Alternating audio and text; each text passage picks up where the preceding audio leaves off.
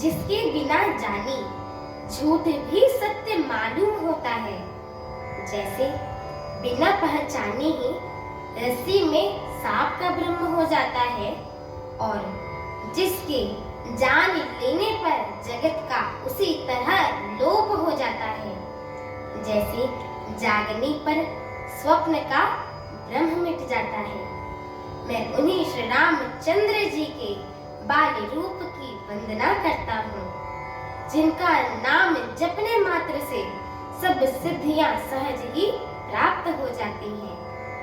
मंगल के धाम अमंगल के हारी, अमंगलों को हरने वाले और श्री दशरथ जी के आंगन में खेलने वाले वे बालक रूप श्री रामचंद्र जी मुझ पर कृपा करें।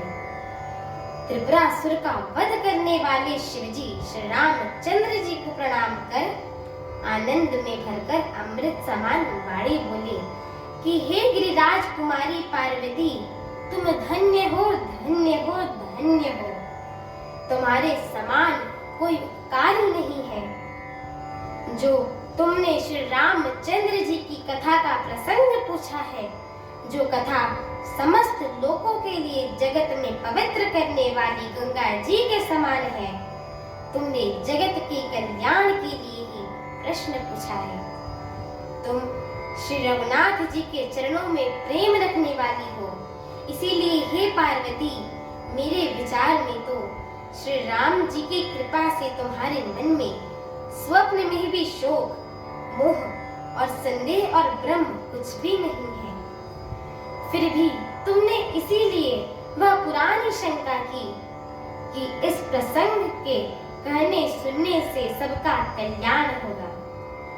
जिन्होंने अपने कानों से भगवान की कथा नहीं सुनी, उनके कानों के छिद्र सांप के बिल के समान होते हैं। जिन्होंने अपने नेत्रों से संतों का दर्शन नहीं किया, उनके वे नेत्र मोर के पंखों पर दिखने वाले नकली आंखों की गिनतियों में आते हैं।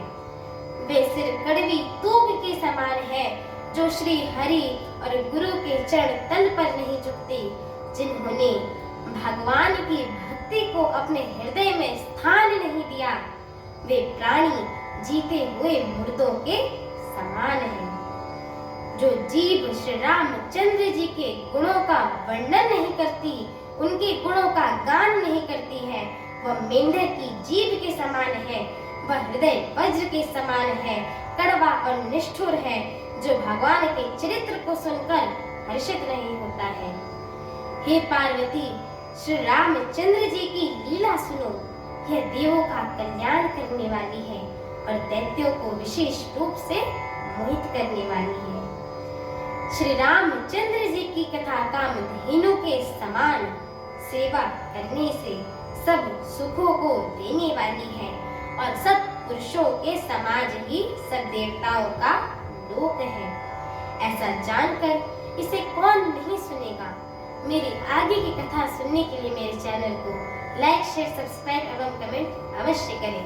बोलिए